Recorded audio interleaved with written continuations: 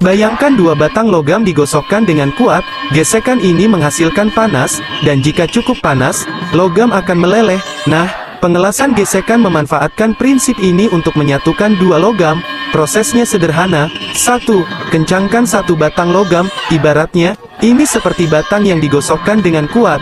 2. Tekan batang yang lain ke yang kencang. Inilah yang menciptakan gesekan dan panas. 3.